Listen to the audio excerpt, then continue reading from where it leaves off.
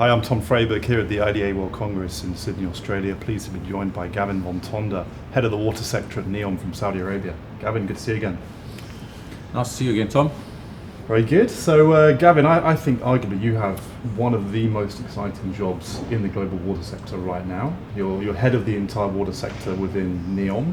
I think most people will be aware of the grand vision of Saudi and what you're going to achieve there, but just give us a kind of couple of minutes overview of the kind of what you're trying to achieve there from a water strategy point of view. I think when you sit on the outside and you look at it, you'll say it's an exciting job, but let me tell you, when you're sitting on the inside and having to develop out this, you don't really see the exciting part, you just see the pressure part. But essentially what we're trying to do is develop out a water utility in an area where there's nothing today, so a complete greenfield. But doing that in a sustainable manner, not only sustainable but enhancing the environment. As an example, stopping all abstraction of groundwater and moving towards desalination. But also doing desalination not with fossil fuels, but doing it with completely renewable energy and not putting the brine back into the sea. Mm-hmm. This is about zero discharge. And you know, if we go through all the sustainable development goals, the UN SDGs, you will see how many this actually impacts. So it's a restrictive way of us developing things out, because you always got to take into account that you have renewable energy. So when you're developing out the pipelines and you're developing out the pump stations and the storage reservoirs, you've got to take into account that you may only have energy during the day in order to do the pumping. And then take into account that you could utilize that water as a battery in the evenings and generate energy. So there's a strong link between energy and water when it comes to having a renewable energy system. But that's just one aspect of it. You know, we also have the district cooling side of it, which is traditionally one of the biggest consumers of energy and water. And how we manage that in NEOM is going to be very important, because we have to be zero carbon by 2030, and we have to then compensate for all the construction that we've done, and that's where brine processing becomes really important. If we can get brine processing recognized as a carbon credit, because we are taking CO2 out of the sea and solidifying it or making it into a product, it'll go a long way towards being carbon positive inside NEOM from a water perspective. And then of course we have all the wastewater treatment plants that we have to develop, and our strategy there is to ensure 100% recycle of all wastewater. Mm-hmm.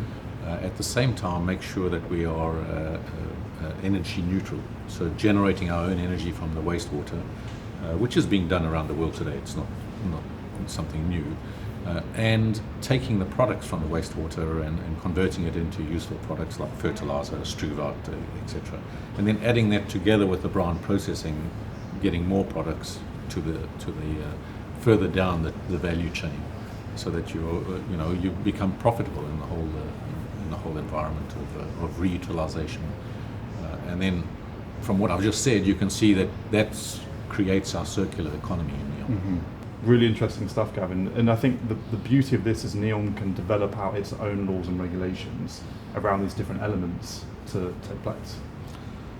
Yes, I think it is an advantage to have a blank sheet of paper in one way.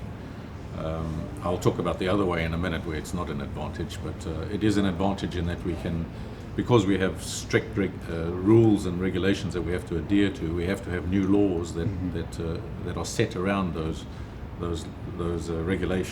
new laws that are set around those visionary requirements, which are essentially renewable energy, no discharge to the environment, living in harmony with nature, enhancing the nature. So all of those aspects are the vision of NEOM. So the laws are written around ensuring that we adhere to that vision, and then developing out the regulations like zero liquid discharge is key to meeting those visionary targets, but also key to meeting the Sustainable Development Goals for the Kingdom of Saudi Arabia.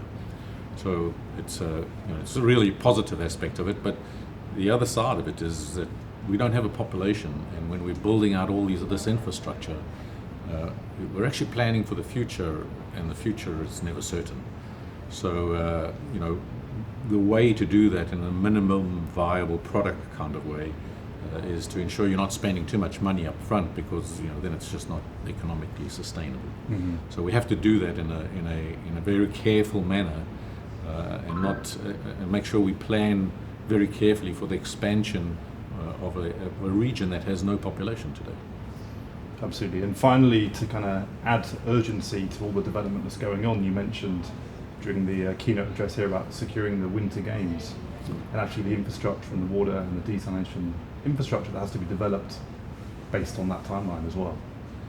Yes, this is very key for us. We have, I know it sounds a little bit strange that Saudi Arabia has the Winter Games, but we do have mountains that are 2 kilometers high, and in winter it's 0 degrees Celsius every night, for 2 months. So, the environment is there for us, and we have been testing out snowmaking machines, and it's very operational. And I think, Trojena has been announced as a region that we are going to develop. But it is, in a way, it does say, okay, this is the deadline that you have to adhere to, and we know we have to adhere to that deadline. But that planning has been going on for a long time now, for more than 2 years. So it's not a surprise to us, and we're well prepared to be able to meet those schedules. Excellent. Well, Gavin, always great to hear from you. Thanks for the update on the continued developments of NEOM, and look forward to seeing how everything's playing out. Appreciate your time. Always a pleasure. Thanks, Thank Tom. you.